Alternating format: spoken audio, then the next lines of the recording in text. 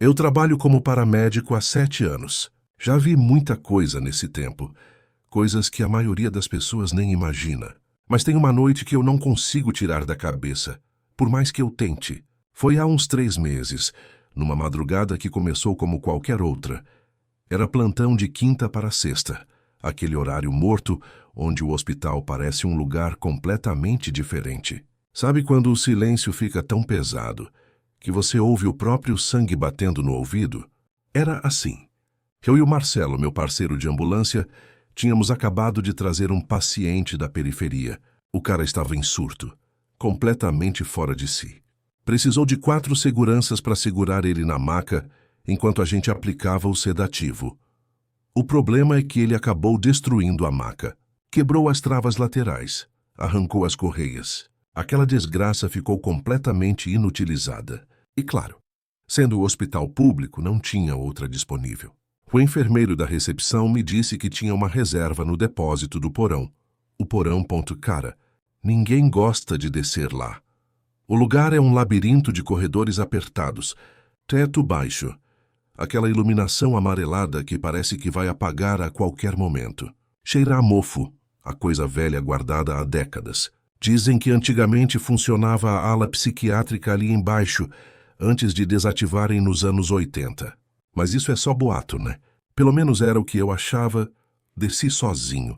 O Marcelo tinha ficado lá em cima, resolvendo a papelada do atendimento. Peguei as chaves na recepção e fui. 3 horas da manhã no relógio da parede. O hospital todo vazio, silencioso. Só eu e o eco dos meus próprios passos. A porta do porão range que nem em filme de terror, juro. Aquele barulho metálico que te faz pensar 2 vezes antes de entrar. Mas eu precisava da maca. Então desci a escada. Cada degrau rangia também. Parecia que o lugar inteiro estava reclamando da minha presença. Lá embaixo era pior do que eu lembrava. Tinha caixas empilhadas até o teto, equipamentos antigos cobertos por lençóis empoeirados, cadeiras de rodas enferrujadas encostadas nas paredes. A luz piscava de vez em quando, daquele jeito irritante que te deixa tenso. Eu só queria achar logo aquela maca e sair dali. Comecei a procurar. O depósito era uma bagunça. Tudo jogado de qualquer jeito. Macas velhas, macas sem rodas, macas quebradas. Onde diabos estava a reserva que o cara tinha falado? Fui andando entre as pilhas de coisas, virando para um lado e para o outro naquele labirinto. Foi quando senti um puxão na minha camisa. Não foi forte, sabe? Foi delicado. Como quando uma criança pequena puxa a roupa da mãe para chamar a atenção. Meu primeiro pensamento foi que tinha prendido em alguma coisa. Tinha tanto treco ali que fazia sentido. Olhei para trás, dei uma sacudida na camisa. Nada, continuei procurando. A luz piscou de novo. Ficou alguns segundos apagada. Meu coração já estava começando a acelerar. Aquela sensação estranha de que alguma coisa não estava certa. Quando a luz voltou, senti de novo. Outro puxão, mais insistente dessa vez. E então, estou perdida. A voz era clara, límpida. Uma voz de menina, pequenininha. Não podia ter mais de 6 ou 7 anos. E estava ali, bem atrás de mim. Tão perto que eu senti o ar se mexer quando ela falou. Meu corpo inteiro congelou. Todos os pelos se arrepiaram de uma vez. Aquela sensação de formigamento subindo pela nuca, descendo pelas costas. Meu coração disparou tão rápido que eu achei que ia desmaiar ali mesmo. Eu não conseguia me virar. Era como se meu pescoço tivesse travado, como se alguma parte do meu cérebro estivesse gritando para eu não olhar, para eu não ver o que estava atrás de mim. Fiquei parado ali, respirando rápido, suando frio. Estou perdida, ela repetiu. A voz estava mais perto agora, bem no meu ouvido. E aí eu senti um toque gelado na minha mão, dedos pequenos, frios como gelo, entrelaçando nos meus dedos. Uma mão de criança. Segurando a minha mão, eu saí correndo. Não pensei, não olhei para trás, simplesmente corri. Trombei em caixas, derrubei equipamentos, quase caí 2 vezes. Subi aquela escada pulando degraus, meu coração batendo tão forte que doía no peito. Atravessei a porta e bati ela com tanta força que o barulho ecoou pelo corredor todo. Fiquei ali, encostado na parede, tentando respirar. Minha camisa estava encharcada de suor. Minhas mãos tremiam. O Marcelo apareceu correndo. Que foi, mano? Que barulho foi esse? Eu não conseguia falar direito. Fiquei só balançando a cabeça, tentando organizar os pensamentos. Como é que eu ia explicar aquilo? Como é que eu ia dizer que tinha sentido uma criança fantasma me pegando pela mão? Preciso de ajuda com a maca. Foi tudo que consegui dizer. Ele me olhou com aquela cara de tá maluco, mas desceu comigo. Dessa vez com ele do meu lado, com ele falando, fazendo piada. O porão parecia normal. Só um depósito sujo e bagunçado. Achamos a maca reserva em 5 minutos e subimos. Mas eu sabia o que tinha sentido. Eu sabia o que tinha ouvido. No dia seguinte, fui falar com a dona Teresa, a senhora que trabalha na limpeza há mais de 30 anos. Se alguém sabia de alguma coisa estranha naquele hospital, era ela. Esperei ela terminar de limpar o corredor do 2º andar e chamei ela de canto. Dona Teresa, posso te perguntar uma coisa? Ela me olhou com aqueles olhos cansados que já viram de tudo. Claro, filho. Já aconteceu alguma coisa estranha no porão do hospital? O rosto dela mudou na hora. Ficou sério, preocupado. Você viu alguma coisa lá embaixo? Meu estômago apertou. Ouvi uma menina. Ela disse que estava perdida. Dona Teresa suspirou fundo e fez o sinal da cruz. Maria Eduarda, ela disse quase sussurrando. Tem gente que ainda ouve ela. Ela me contou que nos anos 80, quando ainda funcionava a ala psiquiátrica no porão, uma menina de 6 anos se perdeu durante uma visita. A mãe dela estava internada lá. E a menina conseguiu escapar da sala de espera. Encontraram o corpo dela 3 dias depois, trancada num armário de suprimentos que ninguém mais usava. Ela tinha morrido de desidratação sozinha no escuro. Ela estava procurando a mãe. Dona Teresa completou. Dizem que ela ainda procura. Senti um arrepio subir pela espinha. Por que ninguém fala sobre isso? Porque a direção não quer. Tem enfermeiro que pediu transferência depois de trabalhar turno noturno. Tem segurança que se recusa a descer lá sozinho. Mas oficialmente, nunca aconteceu nada. Nos dias seguintes, comecei a perguntar discretamente para os outros funcionários e descobri que eu não era o único. Um técnico de enfermagem contou que uma vez viu uma menininha de camisola branca andando pelo corredor do porão, mas quando piscou, ela tinha sumido. Uma auxiliar de limpeza disse que às vezes houve choro de criança vindo de lá, sempre de madrugada. Tem um segurança, o seu Roberto, que trabalha lá há 15 anos. Ele foi o mais direto comigo. Eu vi ela uma vez, ele disse. Estava fazendo ronda umas 4 da manhã. Ela estava sentada numa cadeira de rodas velha, balançando as perninhas. Olhei bem para ela e ela olhou de volta. Aqueles olhinhos vazios, sabe? Como se ela não entendesse que estava morta. Perguntei se ela estava perdida e ela só acenou que sim com a cabeça. Quando dei 2 passos na direção dela, sumiu. Só deixou de existir. Seu Roberto me disse mais uma coisa que me deixou sem dormir por uma semana. Sabe qual o pior? Dizem que quando ela pega na mão de alguém, é porque aquela pessoa vai morrer em breve. Ela está buscando companhia para o outro lado. Fiquei gelado quando ouvi isso. Quantas pessoas ela já pegou na mão? Que eu saiba. 4 nos últimos 10 anos. Todas morreram em menos de um mês. Acidente, doença súbita. Uma até foi assalto. Mas todas morreram. Passei as próximas semanas em pânico. Cada dor de cabeça, cada tontura, cada coisa estranha que eu sentia, eu achava que era o fim. Comecei a ter pesadelos. Sonhava com aquela mãozinha gelada, com aquela voz dizendo, estou perdida. Fiz check-up completo, exames de sangue, eletrocardiograma, até uma tomografia. Tudo normal. Mas o medo não passava, um mês se passou. Depois 2, depois 3. Eu não morri. Conversei de novo com o seu Roberto sobre isso, confuso. Ele ficou pensativo. Sabe, talvez você não tenha deixado ela terminar o que queria, ele disse. Você saiu correndo. Não esperou para ver o que ela ia pedir. E foi aí que bateu. Aquela culpa horrível, pesada. E se ela só queria ajuda? E se ela realmente estava perdida há décadas, procurando alguém que pudesse ajudá-la a encontrar o caminho? Mas eu não consegui voltar lá. Tentei 3 vezes. Desci a escada. Segurei a maçaneta da porta. Mas meu corpo simplesmente não obedecia. O medo era mais forte. Pedi transferência para outro hospital 2 meses depois. Disseram que era por conta da distância de casa, que eu queria algo mais perto. Mas a verdade, que eu não aguentava mais. Não aguentava passar por aquela porta do porão todo dia, sabendo o que tinha lá embaixo. Sabendo que deixei ela lá perdida, sozinha. Hoje trabalho num hospital novo, moderno, bem iluminado. Sem porão, sem história. Mas tem noites que eu acordo suando, com a sensação daquela mãozinha gelada na minha, e eu ainda ouço. Quando tá muito silencioso, quando tô sozinho de madrugada, estou perdida. Aquela vozinha, ainda me procurando. Se você trabalha em hospital antigo e precisa descer ao porão de madrugada, cuidado com as crianças que dizem estar perdidas. Talvez elas estejam. Talvez elas só queiram ajuda. Ou talvez elas queiram que você se perca junto com elas, para sempre.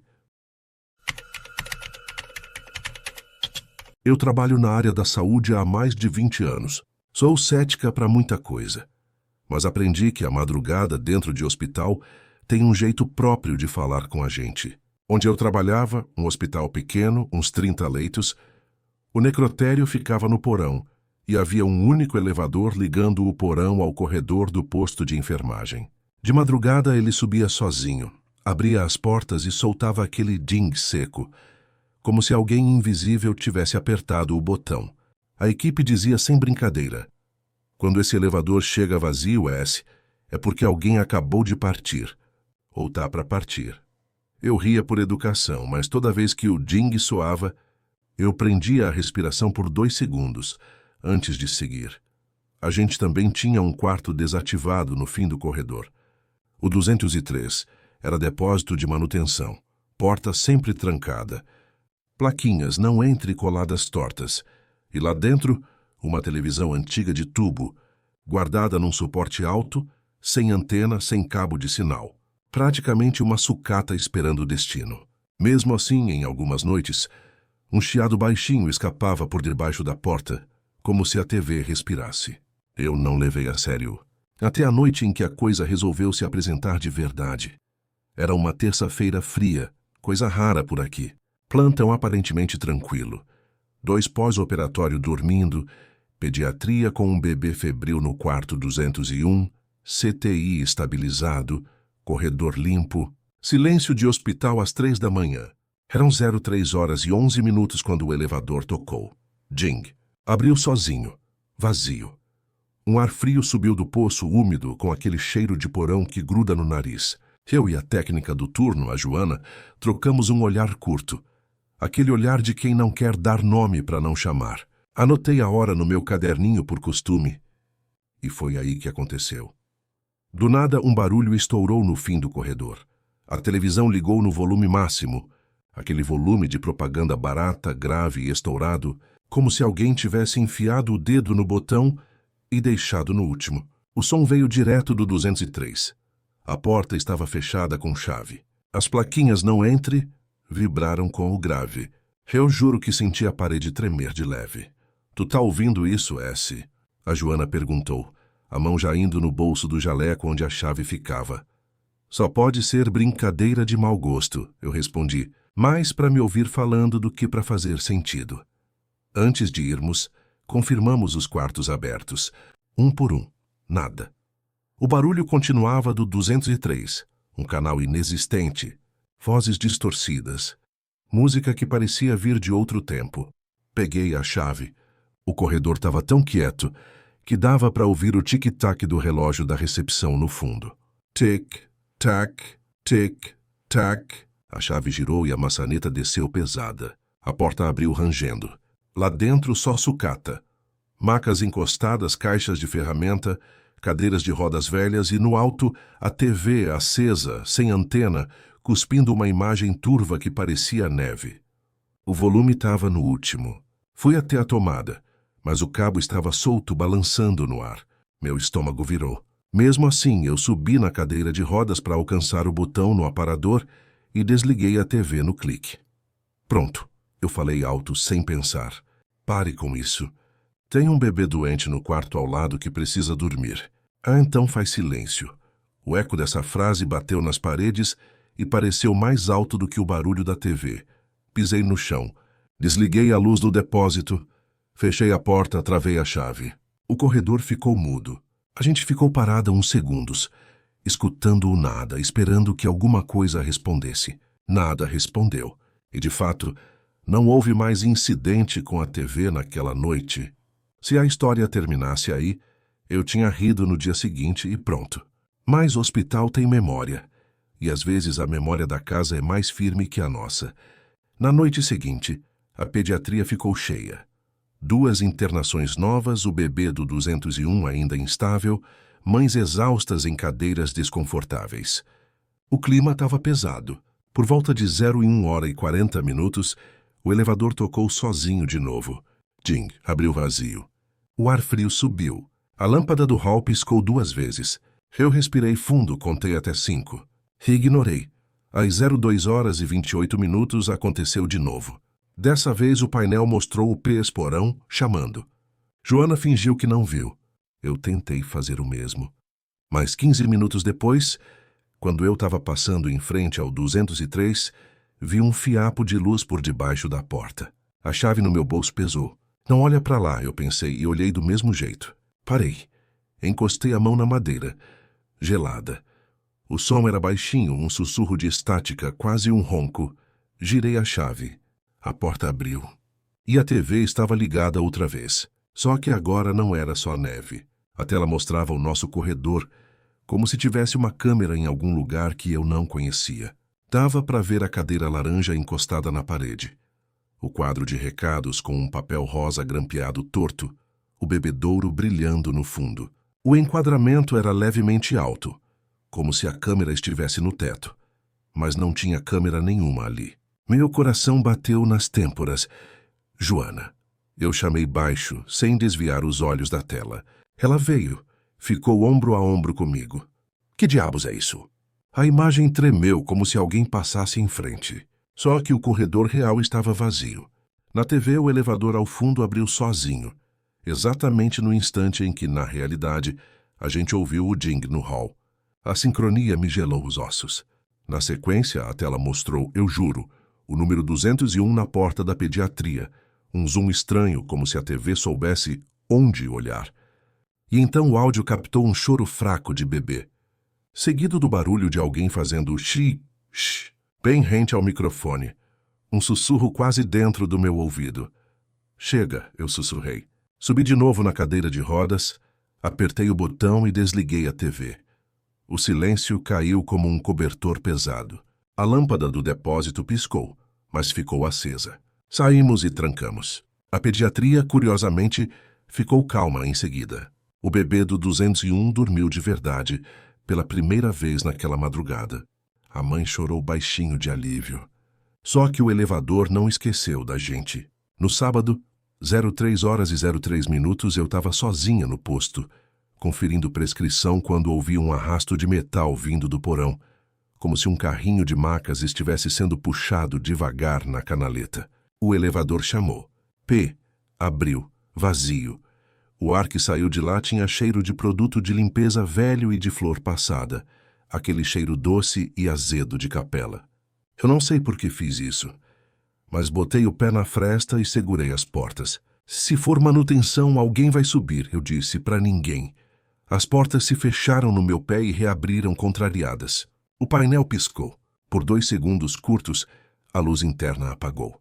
No escuro, eu ouvi um suspiro baixo, úmido, como quando alguém chora cansado. A luz voltou. O P continuou aceso.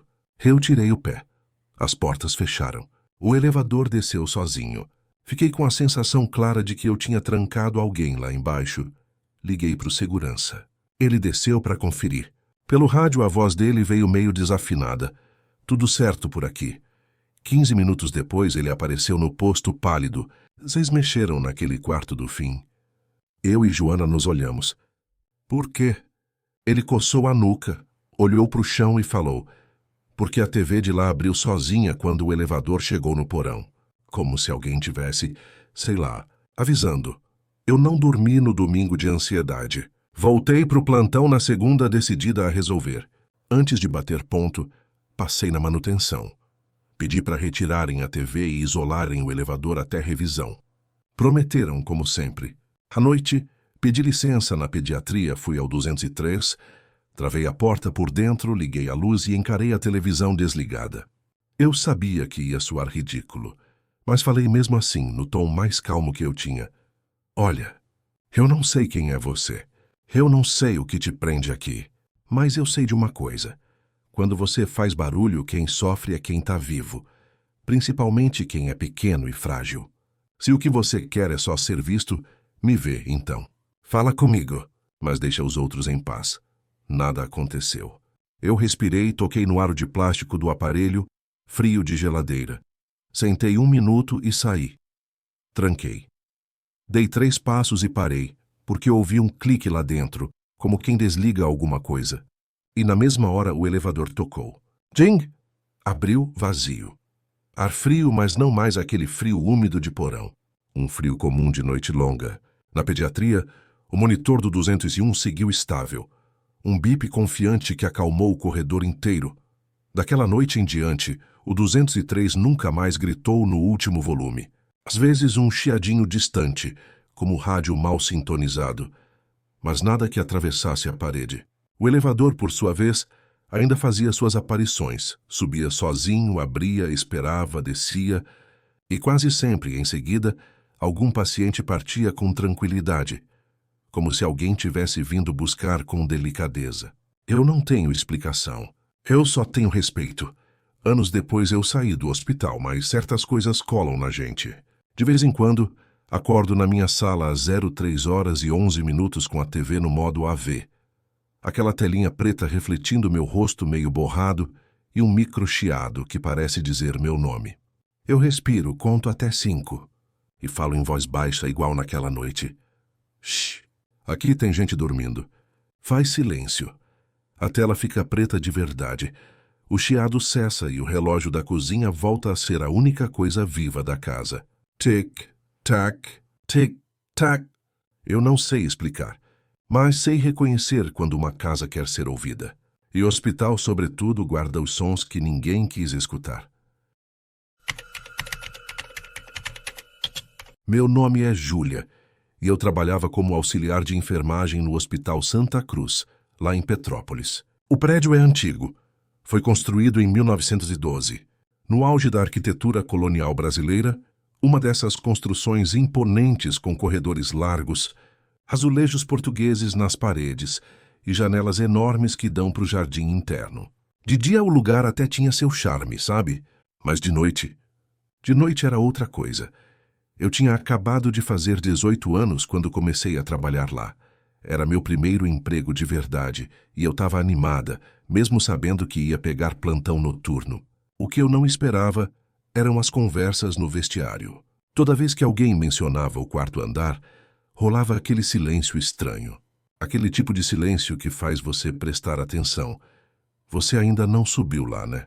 A Carla, uma técnica de enfermagem mais velha, me perguntou no meu 3º dia. No 4º andar? Não, por quê? Ela trocou um olhar com a Fernanda, outra colega. Deixa pra lá, você vai descobrir sozinha. Achei que fosse frescura, aquelas histórias que o pessoal inventa para assustar os novatos. Mas percebi que ninguém ficava muito tempo sozinho lá em cima. Sempre arrumavam desculpas para descer, para buscar algo, para verificar não sei o quê. Eu só dava risada. Fantasma! Sério! A parada aconteceu numa terça-feira de julho. Lembro até hoje porque era o aniversário da minha mãe. E eu tinha prometido ligar para ela no intervalo. O plantão estava caótico. 2 funcionários tinham faltado, um com gripe e outro nem avisou. A coordenadora, Dona Helena, veio até mim com aquela cara de quem ia pedir um favor difícil. Júlia, preciso que você cubra o 4º andar hoje. Só por essa noite, tá bem? A Simone vai subir com você, mas ela precisa descer a cada 2 horas para verificar o 2º andar também. Meu estômago deu uma revirada, mas eu não podia recusar. Tudo bem, Dona Helena? Sem problema. Subir aquelas escadas foi diferente de qualquer outra vez. O elevador estava quebrado fazia semanas, então era escada mesmo. Cada degrau rangia de um jeito estranho, como se a madeira velha tivesse memória própria. Quando cheguei no quarto andar, a Simone já estava lá organizando os prontuários. Opa, chegou a salvação. Ela brincou, mas percebi que o sorriso dela não chegava nos olhos. O corredor era comprido, mal iluminado pelas lâmpadas fracas que piscavam de vez em quando. Tinha 6 quartos, todos ocupados por pacientes idosos em recuperação pós-cirúrgica. A maioria estava dormindo, sedada. O silêncio era pesado, daqueles que você quase consegue ouvir. Qualquer coisa me chama, tá? A Simone disse, já se preparando para descer. Vou ver o segundo andar rapidinho e já volto. 20 minutos no máximo. Tranquilo, eu respondi, fingindo uma confiança que não sentia. E então eu fiquei sozinha. No começo, foi de boa. Fiz minha ronda. Conferi os sinais vitais, ajustei um soro aqui e outro ali. Os pacientes dormiam profundamente. Aquele tipo de sono pesado, sabe? O barulho da respiração deles era o único som no corredor. Voltei para o posto de enfermagem. Uma mesinha de madeira escura no meio do corredor, com uma cadeira que chiava quando você sentava. Devia ser umas 22 horas e 40 minutos, quando comecei a sentir algo. É difícil de explicar.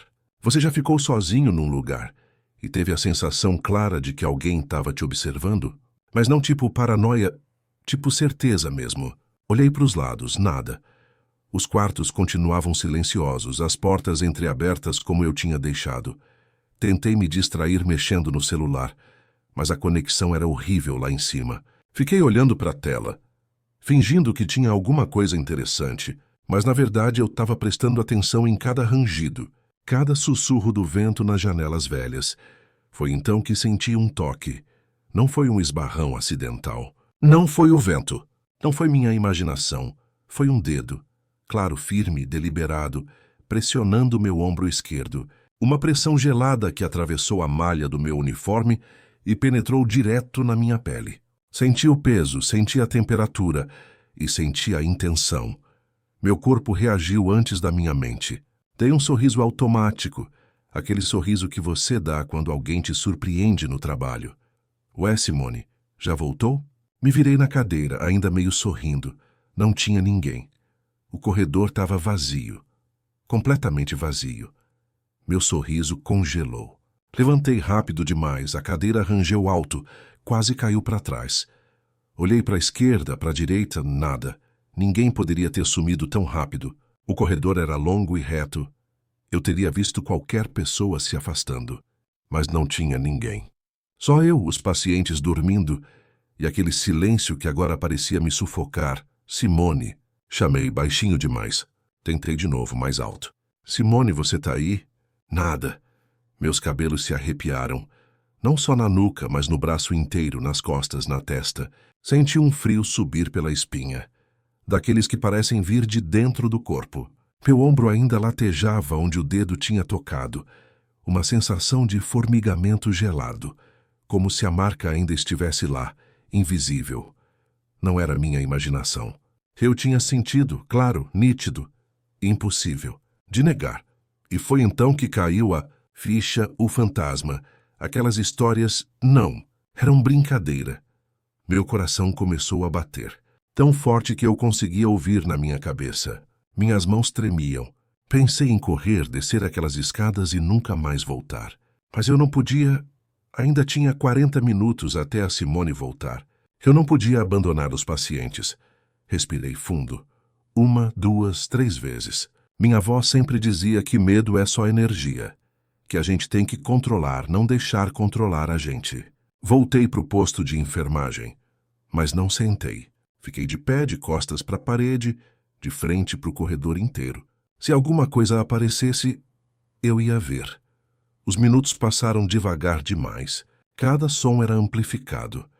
O ranger das tábuas do chão quando o prédio se acomodava, o zumbido baixo da geladeira no fim do corredor.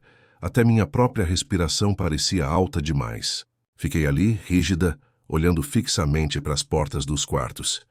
E então eu vi, pelo canto do olho, no reflexo da janela escura no fim do corredor, uma silhueta escura, parada, olhando para mim. Virei a cabeça rapidamente, nada só. O corredor vazio. Olhei de novo para o reflexo da janela e a silhueta tinha sumido. Não, não. Não, murmurei, apertando os olhos. Foi quando ouvi. Passos, lentos, arrastados, vindo de dentro do quarto 403. Meu corpo inteiro travou. O quarto 403 tinha só um paciente.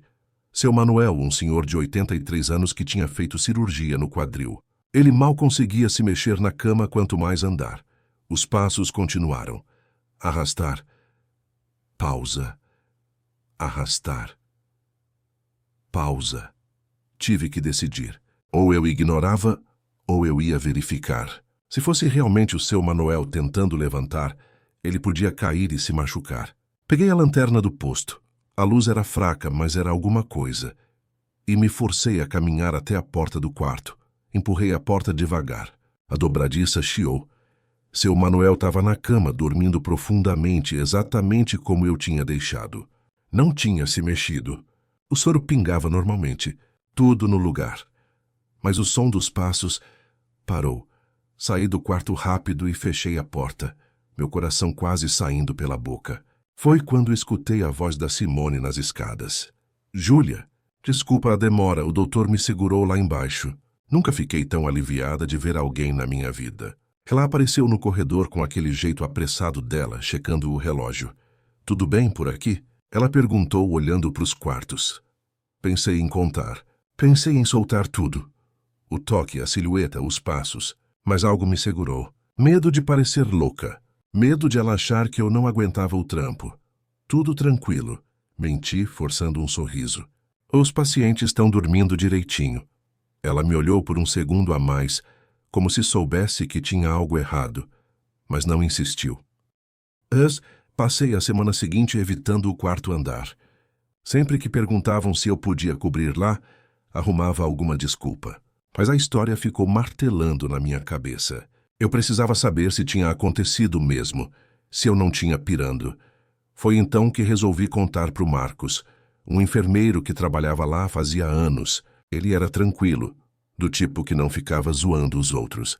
Encontrei ele no refeitório tomando café. Marcos, posso te perguntar uma coisa?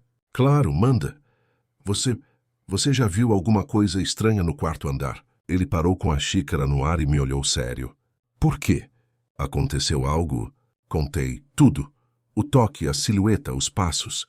Esperava que ele risse, que dissesse que era só cansaço. Mas ele não riu. Ele suspirou e colocou a xícara na mesa.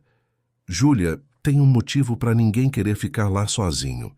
Isso já aconteceu com tanta gente que virou meio que um segredo aberto, sabe? A maioria sente o toque no ombro. Sempre o esquerdo. Algumas pessoas também veem, no reflexo dos vidros dos espelhos, um homem de pijama listrado. Mas quando você vira, ele não tá lá. Meu sangue gelou. Sério? Sério. Dizem que era um paciente antigo, lá dos anos 50 ou 60. Ele morreu no quarto andar, mas não consegue ir embora. Fica vagando por ali, tocando as pessoas, tentando chamar atenção. Não é mal pelo que dizem, mas assusta pra caramba. E ninguém faz nada. O que a gente pode fazer, né? É um hospital antigo. Essas coisas acontecem. Ele deu um sorriso sem graça. Só não fica sozinha lá de noite. É a única regra. Regra que eu tinha quebrado, pedi transferência pouco tempo depois. Não porque eu tivesse medo, ou talvez sim, não sei. Mas toda vez que eu passava perto daquelas escadas, sentia meu ombro esquerdo formigar, como se a marca do dedo ainda estivesse lá, invisível e persistente.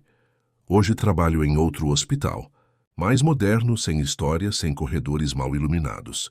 Mas tem noites, principalmente quando faço plantão e o lugar fica silencioso, que eu sinto de novo aquela presença, aquele peso gelado no ombro.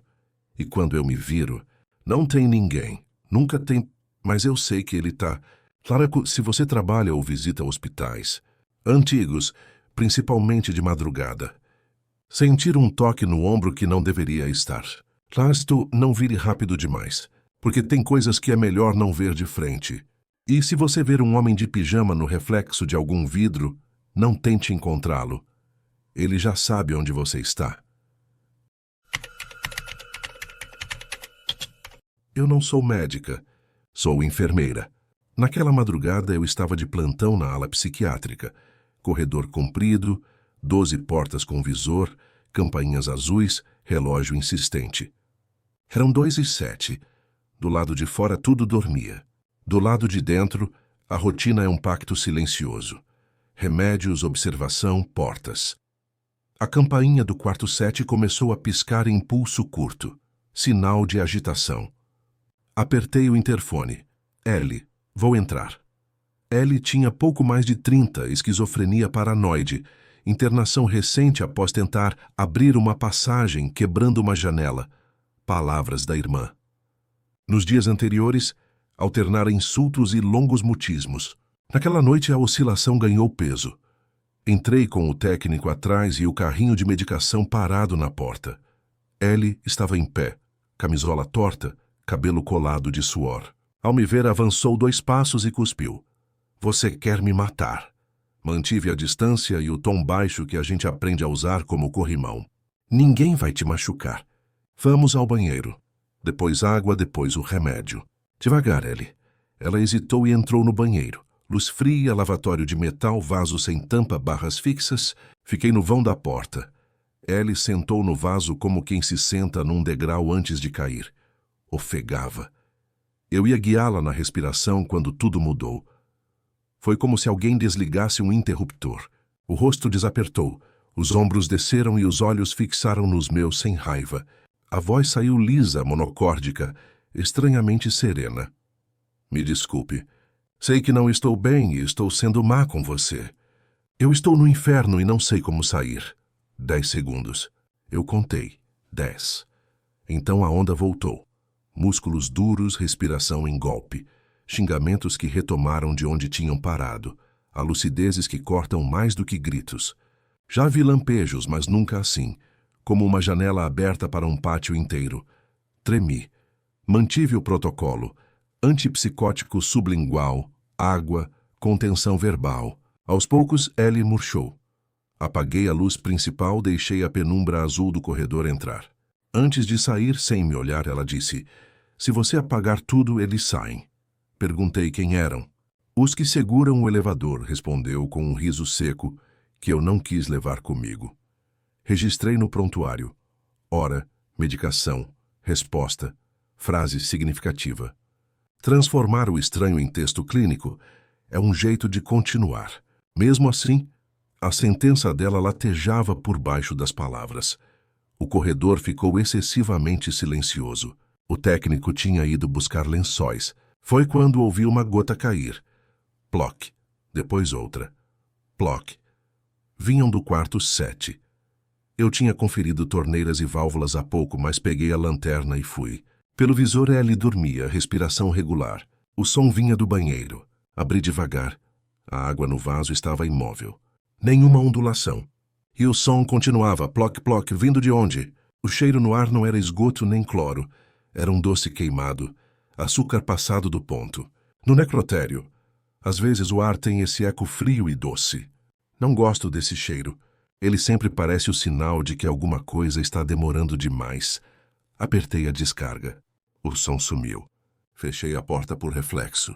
Olhei o relógio do posto 3h13. De novo, 3h13. O ponteiro dos segundos parado. Peguei meu relógio de pulso. 3h13. Senti o coração acelerar como quando a gente percebe que errou um cálculo e precisa refazer tudo. Toquei o relógio da parede com a ponta do dedo. O ponteiro andou como se só precisasse ser lembrado. Às 4h20, a campainha do 7 acendeu fixa. Entrei. Ellie estava sentada na beira da cama, pés no chão, olhos no piso. A sedação lhe dera uma ilha estreita. Você dormiu um pouco, eu disse. Posso trazer chá? Ela assentiu. Ficamos em silêncio, deixando a água decantar. Então ela falou ainda olhando o chão. Quando eu digo inferno, você entende que não é fogo, né? A frase me atravessou. Como é? Eu perguntei. Ela levantou o rosto devagar. É repetição. É fazer tudo certo e mesmo assim cair no mesmo lugar. Estamos com você, eu disse. Você não está sozinha. Ela mirou o meu crachá como se meu nome pudesse ajudar. Eu sei que fui má com você, ela disse. Me desculpe. Eu disse que estava tudo bem. Não estava, mas havia uma decência possível naquela frase, um fio de humanidade atravessando a madrugada. O plantão começou a amanhecer. O hospital tem uma hora azul em que tudo promete normalidade. Fiz a ronda final. No quarto 7 Eli dormia de lado, mais nova do que antes. O banheiro estava seco, sem cheiro. Baixei por hábito a tampa de metal do lavatório e no reflexo ovalado vi a porta do quarto como um retângulo de luz. Por 2 segundos, juro que o corredor refletido aparecia sem ninguém, as portas fechadas, exceto a do elevador com a luz acesa, como se alguém tivesse acabado de chamar. Pisquei e o reflexo voltou a ser apenas metal. No relatório para a equipe da manhã, escrevi o necessário. Deixei de fora o relógio parado e o cheiro, não por falta de coragem, mas porque nem tudo cabe no papel sem virar folclore de corredor. Saí pela porta de funcionários quando o primeiro cheiro de pão chegou da rua. Entrei no elevador do prédio onde moro. Apertei meu andar. A cabine gemeu como todas as cabines. E por um instante longo demais entre o térreo e o terceiro, eu ouvi meu coração contar degraus. Pensei em L, e na definição precisa, inferno como repetição. Respirei e esperei. O elevador subiu. Voltei ao trabalho na noite seguinte. L ficou mais alguns dias. Houve novas agitações, novas ilhas. Às vezes, quando eu passava, ela perguntava: "Hoje o elevador parou onde?" Virou um código entre nós. Um dia agradeceu o copo de água. Outro contou que, quando criança, se escondia no elevador do prédio da avó porque gostava da sensação de descer sem sair do lugar. Eu ia montando por dentro um mapa em que o inferno tem botões iluminados e corredores idênticos. Na última madrugada antes da alta, houve outro lapso, breve, limpo. Eu checava sinais quando ela abriu os olhos e disse: "Se um dia você me vir parada na frente do elevador, não puxe. Fica do meu lado e espera." Às vezes a gente sai só de esperar. Depois a tensão voltou, e ela virou para a parede abraçando o próprio ombro. Anotei a frase e abaixo um lembrete tolo para mim. Acender a luz do posto. Eu gostaria de dizer que desde então nada estranho aconteceu. Que os relógios andam. Que banheiros só fazem barulhos de cano, que elevadores obedecem. Não é assim. O hospital continua sendo um lugar onde vidas se costuram e descosturam. Às vezes um pedido de desculpa atravessa a madrugada como recado de outra sala. Eu continuo sendo enfermeira, e quando lembro da voz de Ellie lisa e humana, dizendo "estou no inferno e não sei como sair", penso que talvez a lucidez seja isso. Um bilhete escorregado por baixo de uma porta que quase sempre permanece trancada. Essa história não prova nada. É só uma lembrança com um cheiro de açúcar queimado e uma frase que arrepia como ar frio. Mas prometo, naquele banheiro, por 10 segundos, Ellie não me pediu remédio nem água. Pediu companhia. E naquele tipo de inferno, companhia e luz são as únicas saídas temporárias. O resto é repetição. Meu nome é Laura. Tenho 34 anos e trabalho como enfermeira num hospital na zona norte de Porto Alegre. Não costumo acreditar em histórias de terror ou coisas do além, sabe? Sempre fui meio cética com essas paradas, mas o que aconteceu comigo e com a minha colega Amanda, numa noite de inverno de 2018, mudou completamente a minha forma de ver o mundo. O hospital onde trabalho é antigo pra caramba. Foi construído durante a Segunda Guerra Mundial em 1943, como um centro médico temporário, para tratar soldados brasileiros feridos que voltavam da Força Expedicionária Brasileira na Itália. A ideia era que fosse desmontado depois da guerra, mas acabou virando permanente. O prédio tem aquela arquitetura típica de hospital militar da época, corredores longos e estreitos, paredes de um verde desbotado e uma energia pesada que você sente assim que entra. Eu estava acostumada com o ambiente. Trabalhava lá fazia quase 8 anos. Tinha feito plantão noturno mais vezes do que consigo contar. Já tinha visto gente morrer. Já tinha presenciado momentos de desespero das famílias, mas nunca tinha experimentado algo que desafiasse minha compreensão da realidade. Era uma terça-feira de junho. O inverno em Porto Alegre já tinha chegado com força. E naquela noite, especificamente, estava um frio cortante lá fora. Comecei meu plantão às 20 horas e a ala estava relativamente tranquila. Alguns pacientes idosos em recuperação, 2 casos de pneumonia, nada de grave. Por volta das 21h30, deu entrada uma paciente nova. Dona Margot, uma senhora de 67 anos, bem lúcida, professora aposentada. Ela tinha dado entrada com uma infecção urinária que tinha se espalhado para os rins. Nada que afetasse a cognição dela, sabe? Ela estava consciente, conversando normal, até fez piada com a comida do hospital quando levei o jantar. Eu e a Amanda éramos as 2 enfermeiras responsáveis por aquela ala naquela noite. Amanda tinha 28 anos, era mais nova que eu, mais competente. A gente se dava bem, já tinha trabalhado junto em várias emergências. Ela também era cética, do tipo que não acreditava em nada que não pudesse ver ou tocar. A noite seguiu tranquila. Fizemos as rondas habituais. Checamos os sinais vitais, administramos medicamentos. Por volta da meia-noite, o hospital inteiro parecia dormir. Aquele silêncio pesado típico de madrugada em hospital, interrompido só pelo bip ocasional dos monitores e pelo rangido do piso de madeira velho quando a gente passava. Eu estava na sala de enfermagem preenchendo relatórios quando ouvi. Devia ser umas 2h15 da manhã. Um grito. Não era um grito de dor, era de pavor puro. Aquele tipo de grito que te congela o sangue nas veias. Larguei tudo e saí correndo. Amanda saiu da sala de medicamentos no mesmo instante. A gente se olhou por um segundo e disparou em direção ao quarto 247, de onde vinha o som. Era o quarto da Dona Margot. Quando abri a porta, a cena era caótica.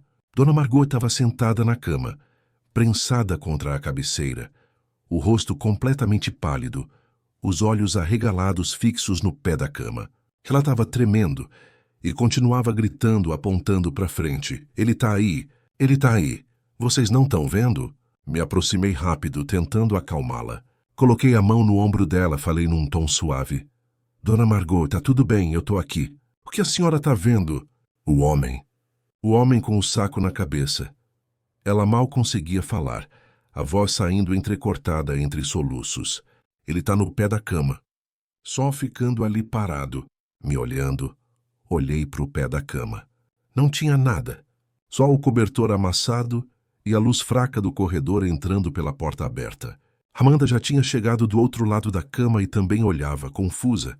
Dona Margot, não tem ninguém aqui além de nós. Tentei explicar, checando as pupilas dela com a lanterninha. A senhora pode ter tido um pesadelo ou talvez seja a febre. Eu não tô louca. Ela gritou, e a intensidade na voz dela me fez recuar.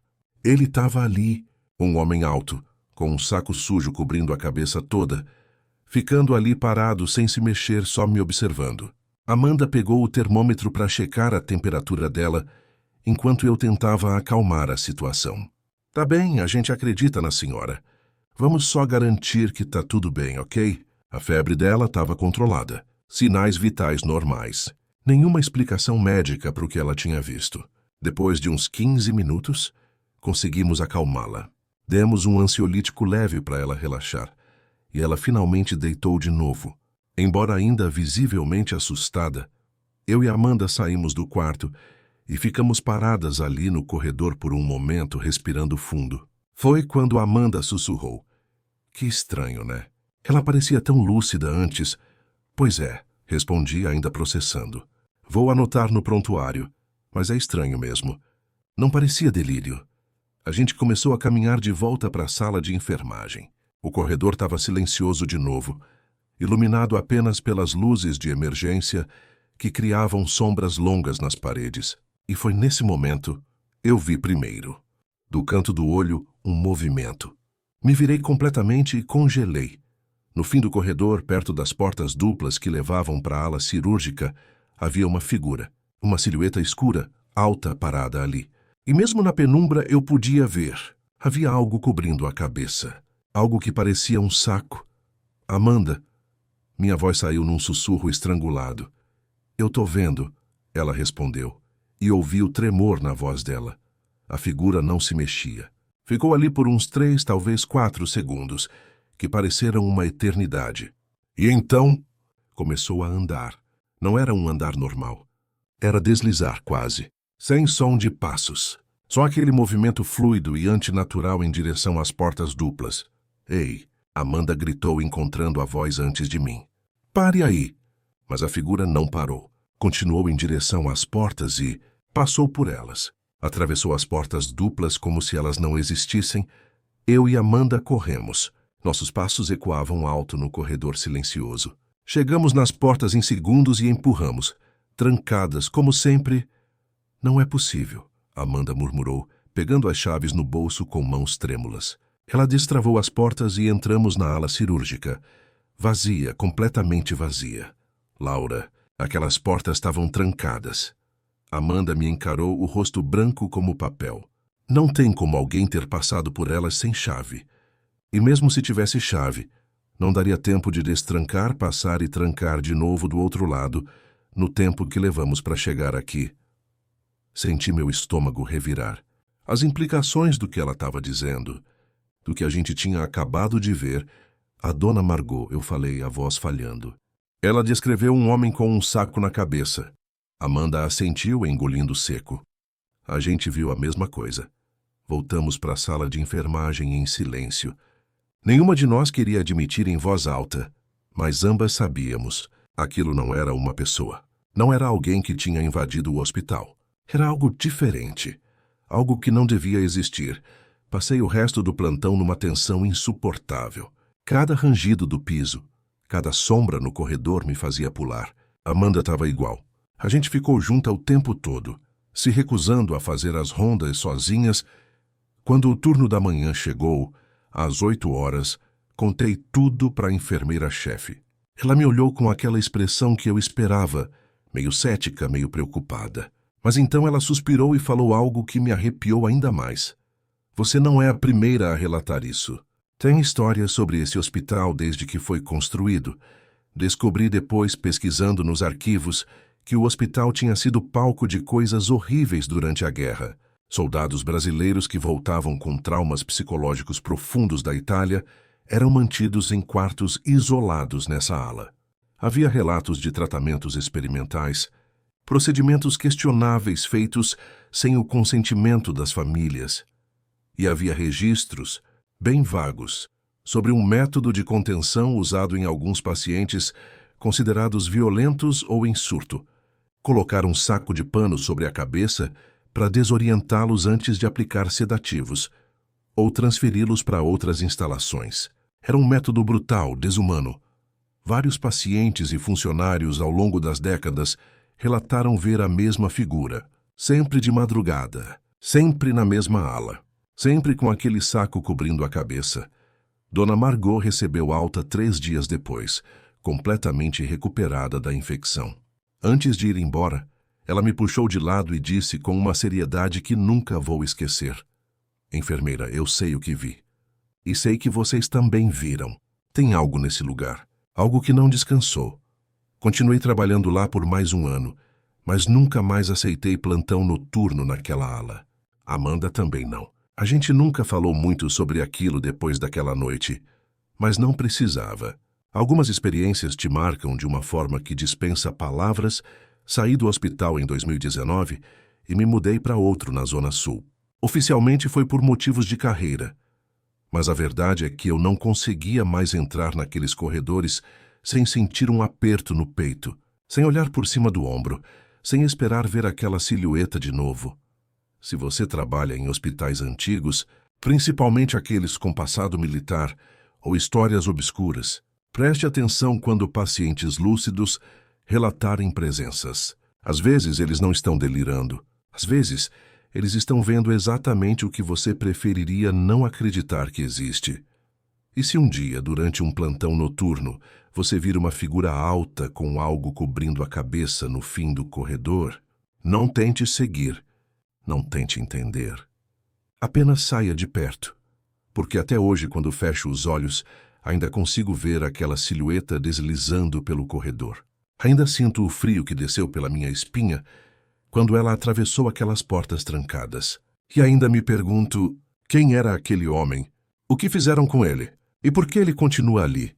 vagando pelos corredores daquele lugar esquecido pelo tempo. Se você sobreviveu a este relato e deseja ouvir outras histórias que habitam a penumbra da realidade, inscreva-se no canal e ative o sino do medo. Há muitas outras portas para serem abertas na escuridão.